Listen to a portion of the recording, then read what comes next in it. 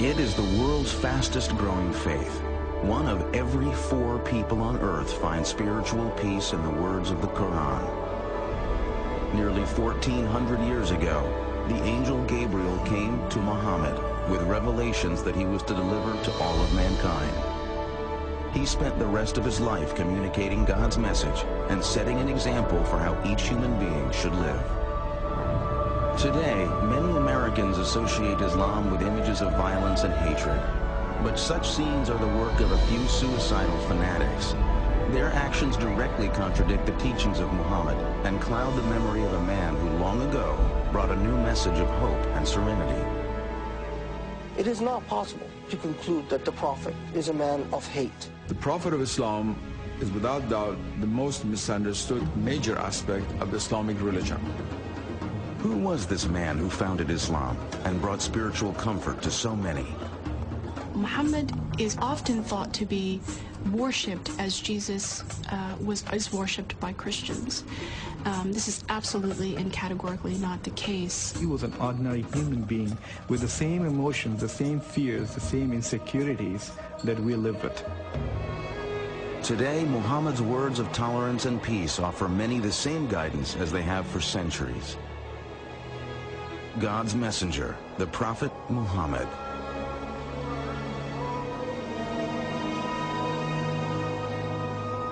So what I want you to do, instead of looking at this from the third person, I want you to look at it from the first person, as if these events had happened to you. As if the events had happened to you. So when I say that this such and such happened, what I want you to imagine is if it had happened to you. Alright? And so the Prophet ﷺ was born. And immediately after that his father died. And so the Prophet ﷺ grew up with no father. He was raised by his mother. And at a very young age, the Prophet ﷺ lost his mother as well. And so now, even in his infancy, when he's just in the age of around 6 years old, 7 years old, he's now going into the world with no mother and no father. And so his grandfather begins to take care of him and love him, Abdul Muttalib. And as Abdul Muttalib is taking care of him, Abdul Muttalib soon dies as well. And now he's lost his father, who he never knew. He's lost his mother, and he's lost his grandfather.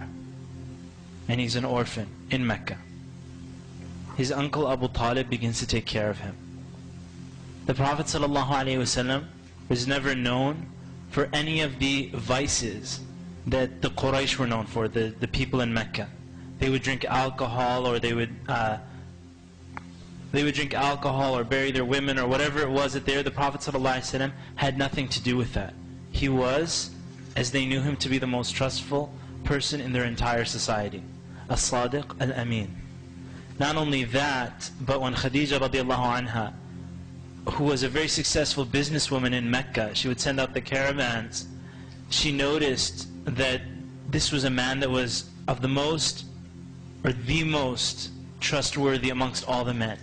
And so she placed him in charge of her caravan that would go to Syria and come back. And so the Prophet ﷺ at that time hadn't received revelation. He was 25 years old. He took care of her caravan, and where everybody else was just going, making a profit and coming back with the Prophet, the Prophet ﷺ went to Syria, made a profit, and then bought items.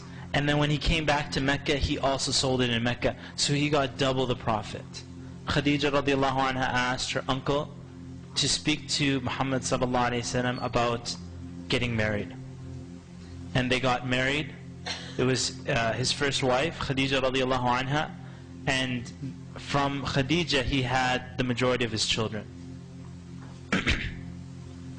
When the Prophet sallallahu alayhi wasallam received revelation, in the beginning, as he went and was getting older and towards age 40, the Prophet ﷺ used to go up to a cave. And that cave, till today, if you go to the Kaaba and you're standing in the Kaaba, you will notice all these huge hotels. around the Kaaba. I think they're building a new hotel there. It's huge. But there's still a mountain that you can see right when you're doing tawaf. Some of you might, if you've been to Mecca, you don't recognize that mountain. But there's a huge mountain in the distance that isn't covered by hotels. And from the courtyard of the Kaaba, you can see it. That's Ghari Hira. That's the cave of Hira. And that's where the Prophet ﷺ, it's an extremely difficult climb. Right? If you're thinking, yeah, I want to go visit there, it's maybe an hour walk upwards. It's extremely high, bigger than those high hotels. The Prophet ﷺ used to go there and worship at Tahannuth. And you'll see this in Sahih Bukhari. It's one of the first hadiths. The Prophet ﷺ, he loved to go up to the mountain of, to go up into the cave of Hira and contemplate the situation that his people and humanity was in, and the vices that were happening, and so on. And on that mountain, the Prophet ﷺ, you can imagine the fear that comes to a person when you're just alone in a cave on the top of a mountain, and then a man appears. And so he's on, and then the man is telling him to read. And so the Prophet ﷺ said to him, he said, I can't read. And a lot of people forget this part about that story, and many of you are familiar with it. Jibreel alayhi salam, Angel Jibreel, he grabbed the Prophet ﷺ and he squeezed him. And he pressed him so hard. So not only the fear of seeing that person there, but he pressed him so hard until the Prophet ﷺ said, I felt I was going to die. And then he let go of him. And then he said, read. And the Prophet ﷺ said, I can't read. And then he squeezed him again until the Prophet ﷺ said that I felt I was going to die. And then he said to him, read. He said, I can't read. And then he pressed him again until he felt he was going to die. And then Jibreel alayhi salam told him, اقرأ باسم ربك الذي خلق خلق الإنسان من علق اقرأ وربك الأكرم الذي علم بالقلم علم الإنسان ما لم يعلم. And so the Prophet ﷺ, as he was walking away, and he saw Jibreel in this stance, in another point afterwards, he saw Jibreel in his original creation, covering the entire horizon. Nobody saw Jibreel, but the Prophet ﷺ saw him. And so he came home frightened. And his wife Khadija, she said, what's wrong?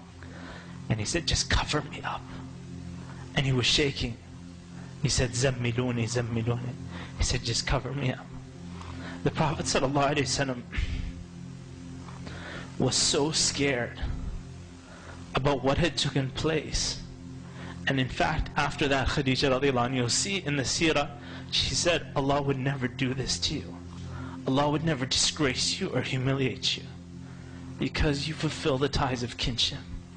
You're good to the orphans. If anybody needs help, you're the one who helps them. You feed them, you take care of them, you will never be humiliated by Allah subhanahu wa ta'ala. And so the Prophet sallallahu alayhi wasallam, after that, revelation discontinued. You will see that for many months, Jibreel didn't come back